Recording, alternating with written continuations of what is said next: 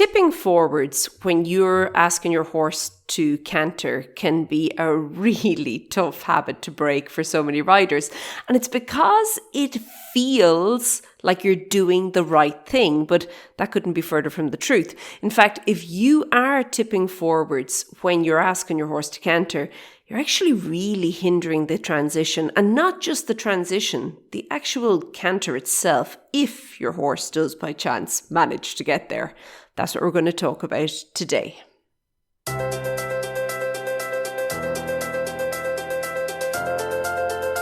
Hey there, and welcome to the Daily Strides podcast. My name is Lorna Leeson. I'm an equestrian trainer, coach, and I help riders from all over the world to train their horses, particularly riders who don't have a trainer or coach, in a way that, well, keeps it fun and makes it interesting for both of you. Okay, tipping forwards in the canter. Not just in the canter, in the transition into canter. Ooh, it's a biggie. And actually recently I've been working with quite a few riders who've been trying to overcome this. It's something that's very kind of fresh in my mind right now. And what I'm noticing is many riders don't see this as being a problem. It's only if it's really called out to them. So if kind of it's pointed out and you're like, what are you doing there now? Why would you be doing that? And very often riders will actually try and justify this. They'll say, no.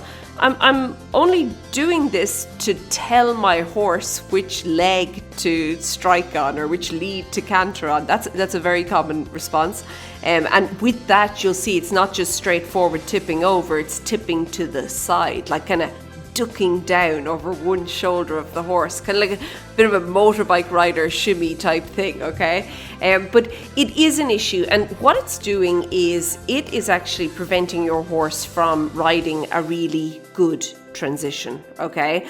And I think where riders are getting tripped up is very often we kind of think that it's our job to make the horse canter, and somehow if we kind of throw ourselves into it, this is going to make it easier and better to do. But that's not your job. Never was, never will be. Your job is to ask your horse to canter and then get out of the way and let him canter, okay?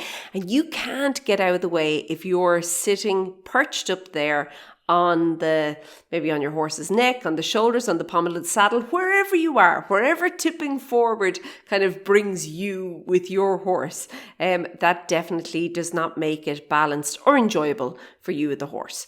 So I think that, we can talk about all the reasons. And as I've mentioned, the big one is riders kind of feel like it's almost like it boosts momentum.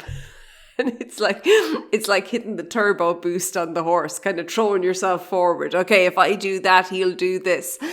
No, probably not, okay? But there's also other reasons, obviously, why riders tip forward. And very often it's just a simple lack of balance, okay? Or a lack of coordination, self-awareness. Sometimes people don't even realize they're doing it. We'll chat more about that just now. It could be a position issue, and I see this a lot when it comes to the seat, okay? So the seat, the real fundamental basic position of the seat is actually incorrect.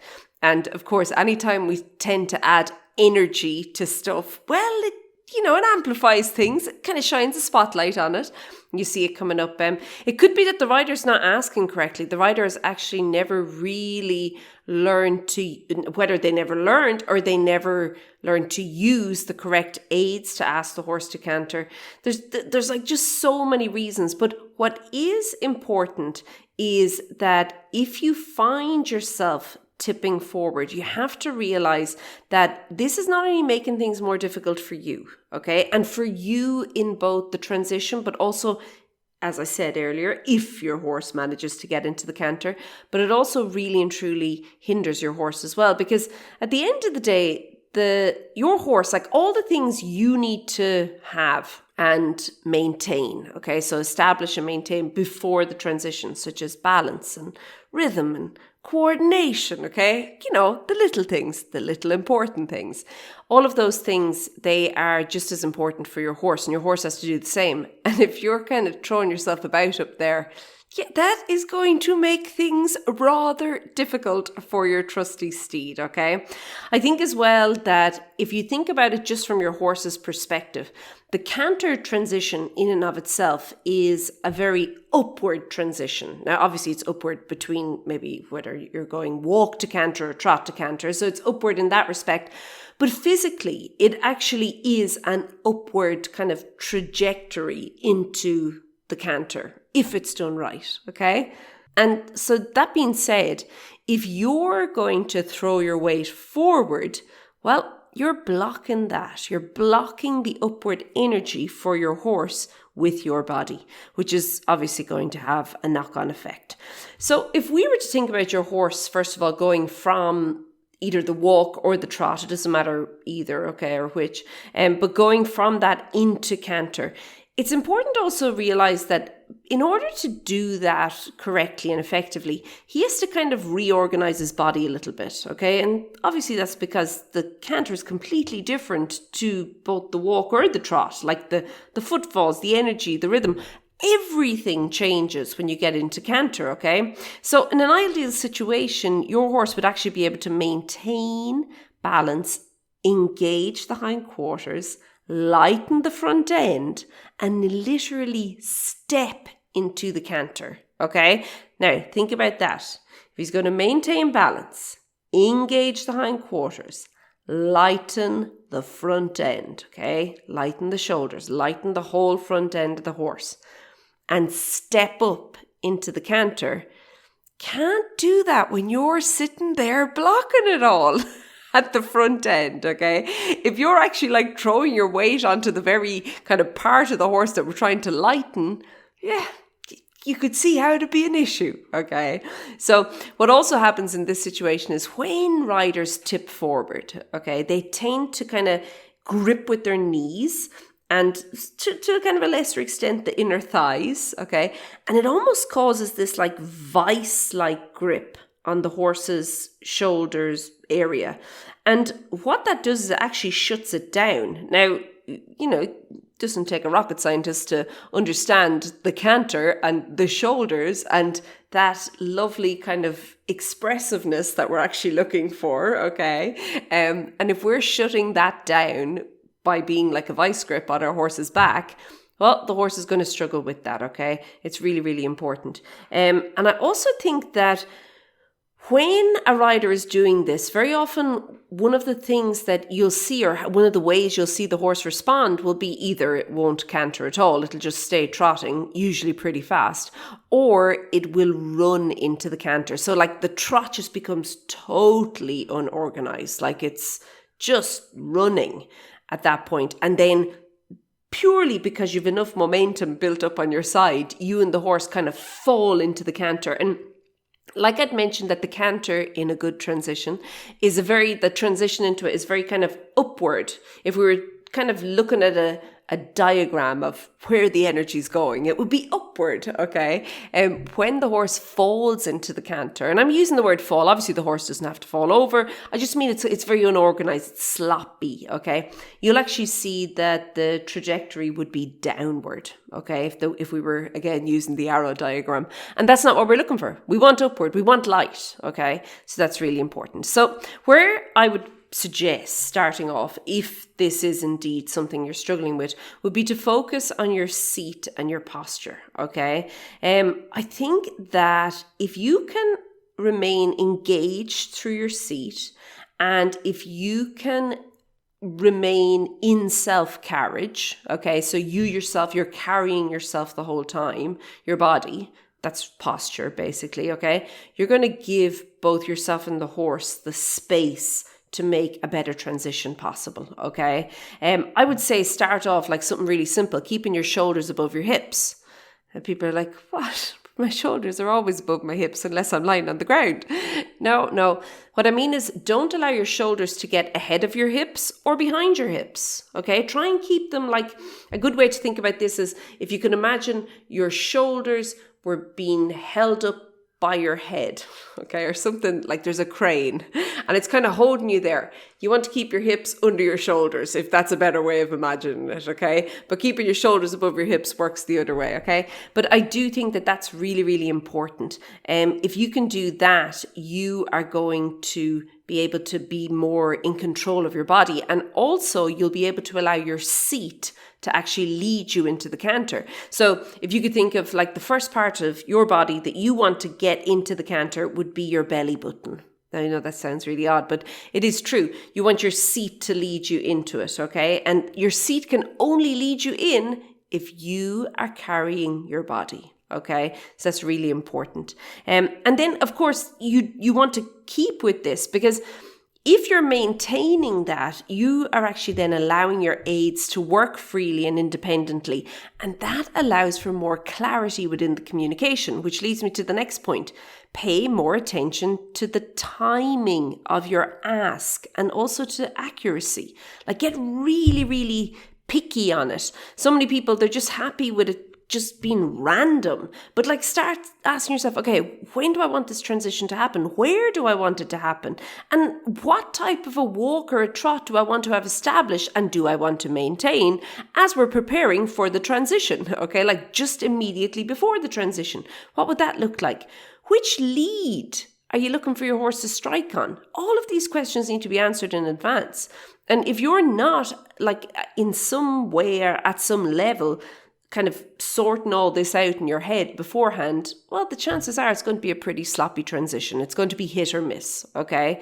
I think that so many people are almost happy with the 50-50 likelihood that they somehow might strike the right lead, that they don't pay enough attention to it. So really get picky on it. Get picky and invest time and effort to better prepare the transition, so that you can then, if you can imagine, you've now prepared it. So whether you're in walk or you're in trot, it's a really good quality walk or trot to ask for the transition into canter.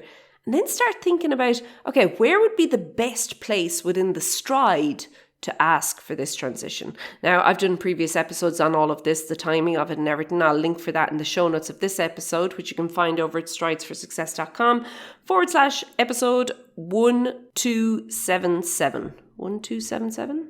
Yes, 1277. Okay. And then if you can get that like at the right time, you'll find there's a much smoother transition because your horse is able to respond at that time.